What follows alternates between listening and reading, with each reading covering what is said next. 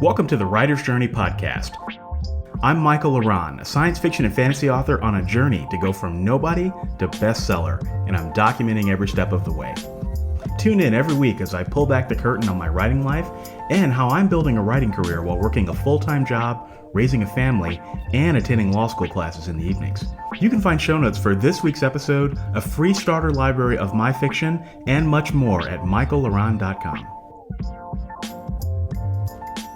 Hello and welcome to episode 126. 126 is a good number, and this week I am talking about a continuation of my theme for last week, which I'm very serious about it, and that is beast mode equals on. So this week I'm going to talk about my diaries and what I happen to get accomplished in the past week or so. But first, quick announcement.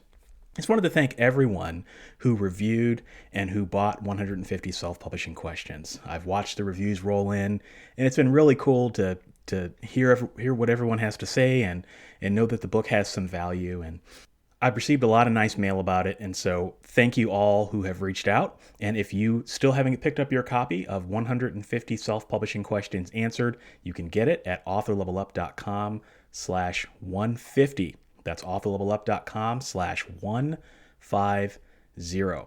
Now, a win for the week. Last week, I talked about how my next project is going to involve artificial intelligence and editing. So how can I use technology to turn my old edits that my editor has recommended in the past, as many of them as possible, into programming instructions so that a program can detect errors that my editor has made before I send my next book to the editor, so that I'm not wasting my editor's time, that I'm producing cleaner manuscripts. And someone in my community who's been a longtime fan, Cariad Eccleston, who happens to be a programmer, reached out and said, "Hey, I would love to help you with this." And so we were chatting back and forth, and they took I did a mind map, and we were actually able to come up with a prototype of what this would look like. And it was a lot easier than I thought. So we programmed 5 examples, like 5 grammar rules that Microsoft Word would not catch and that Grammarly would not catch, that sort of thing. And we ran some test text through it, and man, the program caught it and even made recommendations on what to fix. So I was shocked. So huge thank you to Cariad for reaching out. I mean,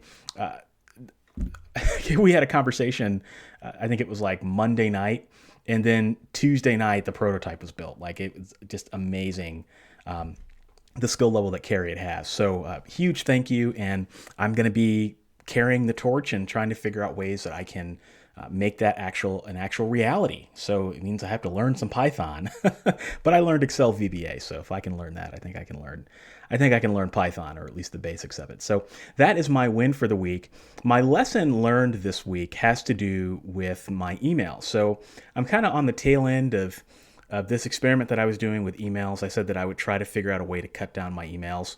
That didn't really work out as well as I thought it would, but I did find a service that I used in the past, and I just had forgotten about it. It's called Email Meter.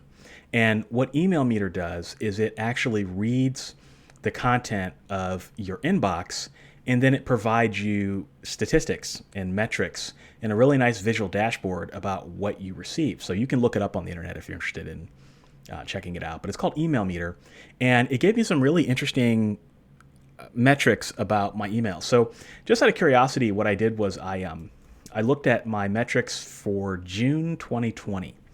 And in June 2020, I received 713 legitimate email messages. So that means around 500 of the messages I got were spam, because I got 1,200 emails a month. So 40% of my emails are spam, which is an unbelievable number if you really think about it. It's almost 1 in 2 of all the emails that I get are spam, and I never see them because they go to my spam filter. I sent 217 messages to 87 different people in June. July wasn't available, so it was just June. 217 messages to 87 different people. That's crazy. So I get a decent amount of people that email me on a regular basis, and so sometimes those are people who are in my networking circles. Sometimes it's fans. Sometimes it's invites for speaking engagements, those sorts of things. And this is the one I was most surprised about, and I was actually a little proud of it. My average response time to my emails is approximately 1.5 days. So 1.5 days, if you email me on average, you will get a response. And I think that's really cool, because one of the things that I do on my contact form, if you fill out my contact form on Author Level Up or on michaellaron.com, I say after you submit the form that I will be in touch with you within 24 to 48 hours. And I had no real way of knowing whether that was true. I know some people, it takes me a little longer, just if I'm really busy. So I know that I'm not hitting that service level every single time. But on average, 1.5 days, that's something to really be proud of. There's not a whole lot of... I don't know anyone who really measures that, I guess, so to speak, right? If a fan is emailing me, that means that I'm giving them a response in 1.5 days. And I think that is what they deserve. And I think, if someone reads your book or buys your book and they take the time to type you a letter, that's somebody that deserves a response. And so I'm really proud of the fact that I can even with the sheer amount of emails that I get, I'm able to keep up with that and prioritize the emails that matter. And then another interesting thing was that Tuesdays are my heaviest email days, which is weird why it's Tuesdays. But on Tuesdays, I get an average of 10 to 17 emails per hour between my peak hours, which is between 11 a.m. and 3 p.m. Now, there's nothing I can do with that data right now. Well, Tuesdays are your heaviest email days. What does that mean? It doesn't really mean anything right now. But if and when I get to the point where I need to hire an assistant, the heaviest email days are the days that I probably want to have my assistant in there more than usual. So that's useful information to know down the road to see what my continued peak times are.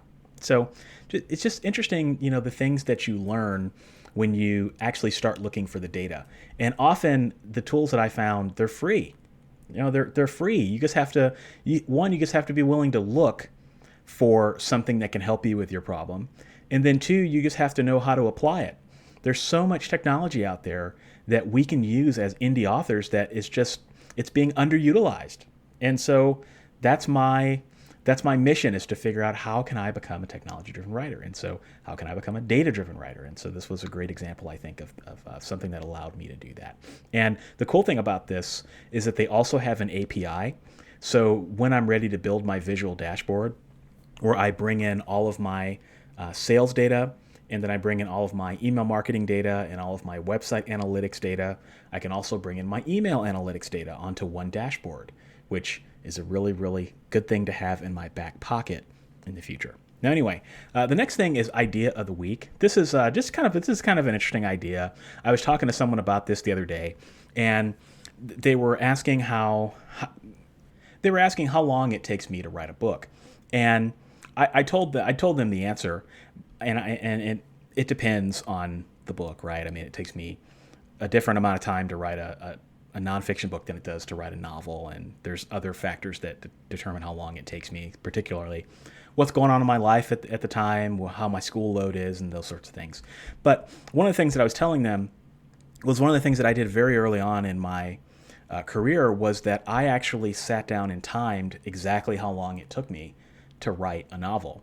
So when I say that a novel takes me 40 hours on average, that's because I actually have the data to support that. So when I wrote my book, Android Paradox, I actually sat down, and every time I wrote, I had a little app on my phone. It's called Office Time. And one of the cool things about Office Time is that it allows you to run a timer, and then you can track your sessions and you can name them. So I tracked how long it took me to outline, how long it took me to research, how long the first draft took, how long the second draft took, and so on and so forth, how long the formatting took. And I was able to put hour and minutes to each phase of the creation process. And that helped me a lot. And then I was able to put those onto a chart and onto a graph and see which areas were taking me the most time. And then I was able to see whoa, hold on a minute. Outlining is taking me like 3 times as long as everything else. Why is that? Especially because I've deviated from my outline like 8 times out of 10. So if I'm spending all this time outlining only to not follow the outline, why am I outlining? Right? So it's an interesting idea. Just something to have in your back pocket. I'm using that phrase a lot this week, but something to have as a tool if you ever need to figure out how long it's taking you to produce content, or if you're kind of like me, where you've got that hankering to become more efficient and streamline what you're doing. I know not everybody thinks that way, but if you happen to be of that mindset, this could be a really helpful way to actually give you some real data behind what you're doing. So, anyway, so let's get to the topic of the week here. So beast mode equals on. Last week I said I've got to have a good production quarter. My sales are great. They're doing great. They're dipping a little bit. I saw a little bit of a dip in July. I'm not sure what that was, but not terribly concerned because they're still up overall. But one of the things I don't want to do is rest on my laurels. So how do I continue to pump out content? How do I continue to keep my finger on the pulse of what matters to my communities in fiction and nonfiction? How do I get the fiction back going again? And so I said that come August 1st, I'm going to sit down. Beast mode is going on. And I've had a pretty good week so far. So I'll just go through kind of what I've accomplished. First off, I've mentioned that I've got a new series for writers that's coming out soon. I still am not at a point where I'm ready to release the name of that, but essentially the gist of it is I've taken the time to learn new things every week, and I write down what I've learned. And so I was already doing that. So I said, why not just take some of the lessons that I'm writing down and pretty them up a little bit and make a book out of it. And so the book is basically broken down by the 5 phases of my writing business. So the things I'm learning to become a better content creator, better marketer, better technology-driven writer, better data-driven writer, better writer of the future, and then ideas that you can steal. And there's 12 in each, which represents a quarter's worth of learning. And so the book is that. It is a quarter's worth of learning, everything that I have learned, or most of what I have learned as an author to help advance my career to the next level. And it's applicable to new writers, it's applicable to more seasoned writers, and it's just kind of my perspective on things. And it's kind of a unique series. I don't know how it's going to do. But one of the things that my community continues to tell me is that they appreciate that I bring up things and I talk about things and I go places that other people don't go. So this book, it will definitely be that, but I hope that it will also be practical and kind of a peek behind the curtain of what it's like to, be a prolific writer. And in many ways, it's kind of like the Writer's Journey book series in a way, but I can't call it that because there's already a book series out there called The Writer's Journey. So I had to come up with something a little bit more creative. So volume 1 of that series is done. I just have to record the audiobook, which is not going to take very long because I think it's like a 25,000 word book. So I could probably sit down and do it over 2 to 3 sessions. And I've got that ready to go. The book is going to launch around August 27th. So I don't want to cannibalize on the release of 150 self-publishing questions. I want to give that at least 30 good days of promotion. But around August 27th, this book is going to go live. And I've actually already started working on volume 2 of this series. And it's about 75% complete. And it will be done sometime in the next 2 to 3 weeks. That's the kind of cool thing about this series is as with every week that goes by, the book gets more done because I literally take the time every Friday to sit down and write what I learned for the week. So this book is about 75% complete. And I actually had a pretty enlightening week last week. I learned a lot. So I actually made some additional entries. And so this book, I think I wrote around 20,000 words last week alone. And volume 2 is going to be a little bit bigger than volume 1. So once I'm done with that, I'll probably record the audiobook as well. And my tentative release date on that is going to be October 1st. My goal is, I don't know how well I'll do this, but I'll try to be consistent, is to release a new volume of this series every quarter. And we'll see how long it goes. I'll at least commit to 4 volumes so that if I ever stop it, at least there's something substantial there. So volume 1 covers the second quarter of the year, which was April through June. Volume 2 is July through October. So it'll come out a little bit earlier than that.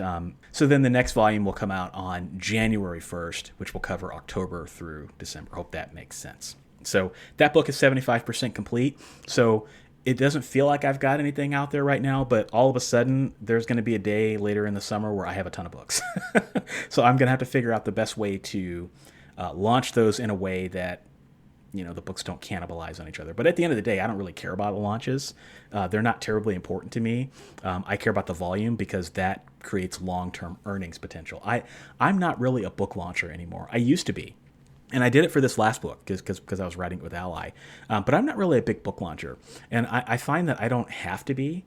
I find that if I launch a book and just throw ads to it and use my channels as I'm doing already, as I usually do, that's usually enough to goose sales, and it's enough, financially for me to not really have to do anything else, because my time is best spent creating content. It's best spent doing things like that. So I started another book for writers. So I'm the only person. I start 3 books. Yeah. So I started another book for writers, and I haven't. Okay, so I've got this volume 1, I've got this volume 2.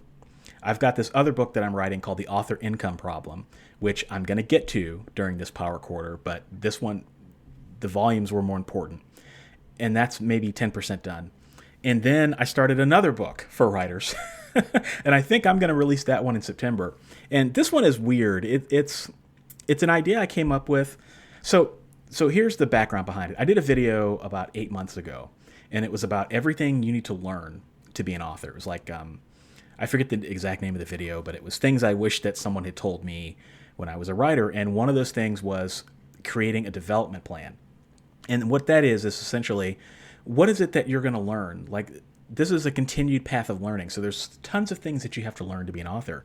It's not enough just to be an author anymore. I mean, you've got to be a writer, you've got to be a business person, you've got to be a marketer, you've got to keep your finger on the pulse of all the legal stuff that's going on, with GDPR and the FTC regulations here in the United States. I mean, there's just so many hats that we have to wear as indie authors.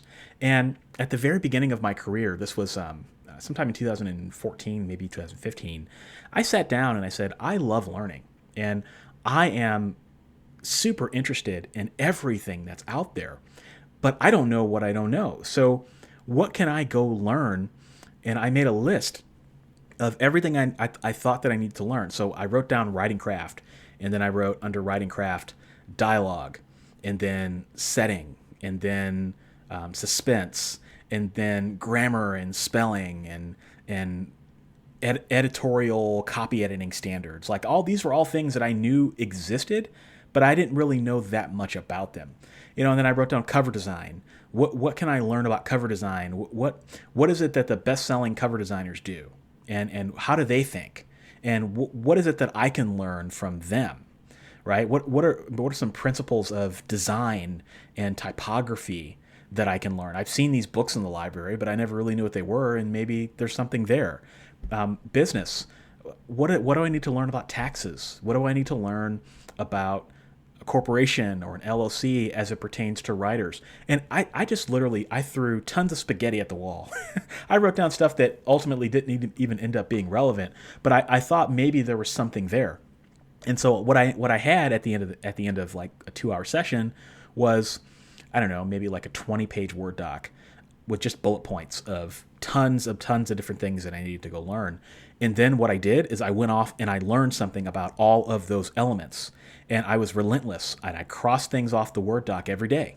I have sometimes an obsessive personality. If I feel like I need to learn something, or if I sense that there's something out there, I will keep digging and digging and digging and digging until I find it. And so I did that. And so that's how I built a really solid knowledge base at the very beginning of my career. And so I was talking about that. And I said, if anyone's interested in a learning plan, let me know, and I would be happy to develop one for the community. And so I got an overwhelming response. People were like, hey, I would love this learning plan. This sounds awesome. Yeah, totally. And so I started thinking about it, and I'm at a point with the beast mode where I was like, okay, what's the first thing I'm going to work on? Well, my community asked for this, so let's make it happen. And so I'm going through it, and I pulled out my old learning plan, and I'm looking through it, and a lot of it's outdated now. I mean, there was things that really weren't relevant, and I was like, how can I best create something for the community that's, one, going to be of quality, two, is going to provide some structure for people that feel overwhelmed with the sheer amount of things that you have to learn and maybe struggle to connect the dots. And then three, that's practical in the way that you are typically used to from me. And so I spent a good deal of, I don't know, Friday and Saturday of this past week, just kind of drifting and thinking about ways to do this. And all of my initial ideas were like super dull and just boring. like no one is gonna want to pick up a book called The Indie Author Learning Plan.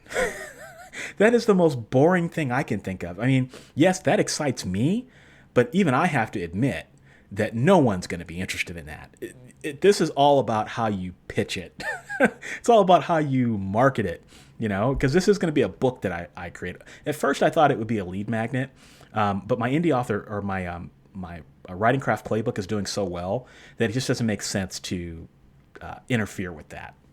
And so I was trying to figure out some ways to do this, and I was like, everything I came up with, I'm like, I'm not going to release a book full of bullet points, and I'm not going to release a book that says, oh, you need to go off and learn dialogue, or you need to go off and, I'm like, is there a more fun and engaging way to present this content? And so I came up with a bunch of ideas, and I won't say, because it's still subject to change. But I came up with a really interesting idea that is unlike anything I've ever done before for writers. And I know I say that a lot, but this I feel like is a pretty high risk, high reward type of thing, because I'm doing some things that are maybe not, they're not best practices from a formatting perspective. Let's put it that way.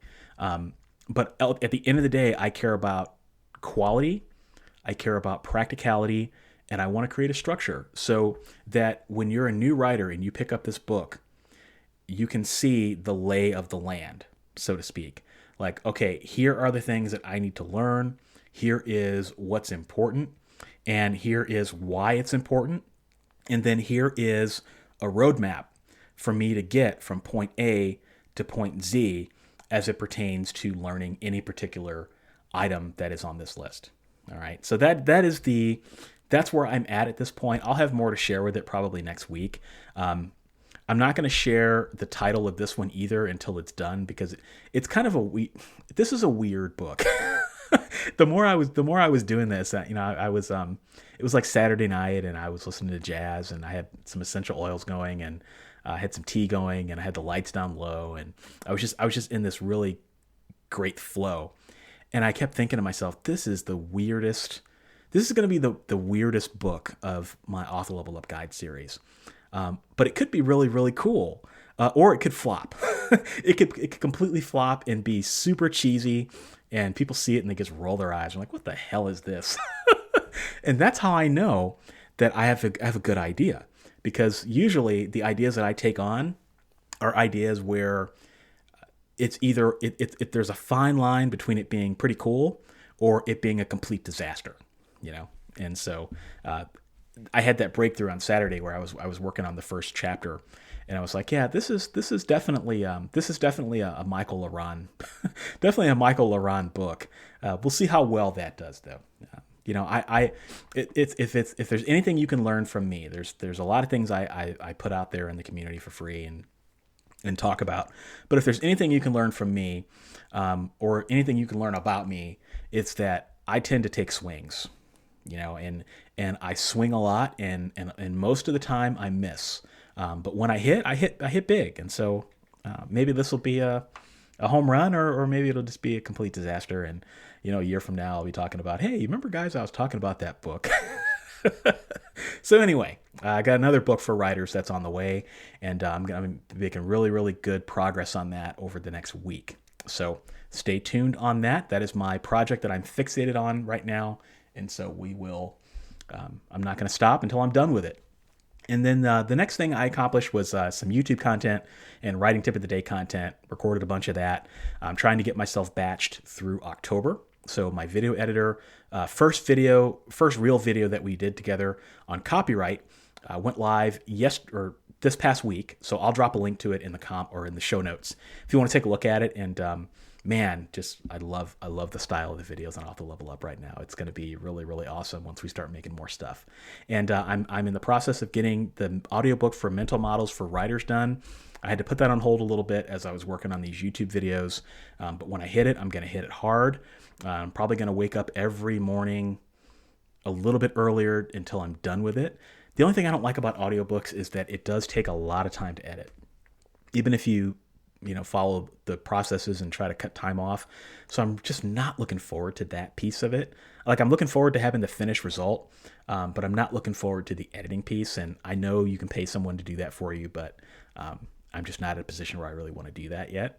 And another beast mode thing, and this is probably where I'll end it, is I've got some public speaking opportunities booked. Some interesting opportunities kind of fell into my lap. One of them is to speak at a very large conference by a very large organization that you would recognize.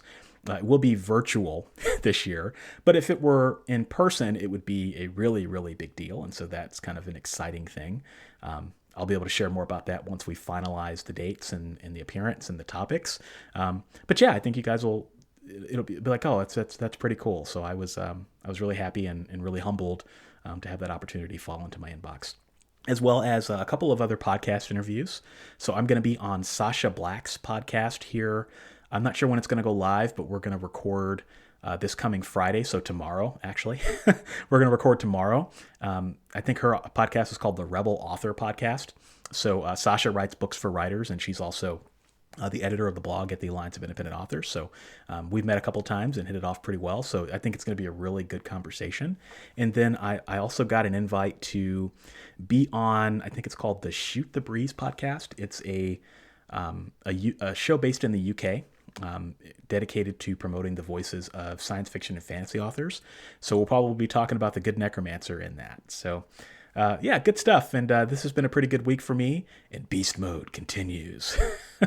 So we'll see what happens. But I would love to know what everybody listening to this, what are you working on?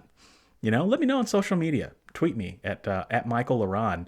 And certainly if I can help in any way and provide some guidance or advice, I'd be happy to do that. But maybe let's make this a beast mode quarter for everybody, because I think we all benefit when we write more books, right? And so anything I can do to support any of you who are writing on your journeys, don't hesitate to reach out. So with that, I hope everybody has a great week. Hope that you are happy and healthy, and I will holler at you next time. Peace. Thanks for joining me this week. If you enjoyed this episode, you'll enjoy my backlist episodes at michaelaron.com/podcast. For your free starter library of my favorite novels, join my fan club by visiting michaelaron.com/fanclub. If you're a writer and want to connect with me further, check out my YouTube channel, Author Level Up, for helpful writing advice at authorlevelup.com. Thanks for listening, and I'll be back next week.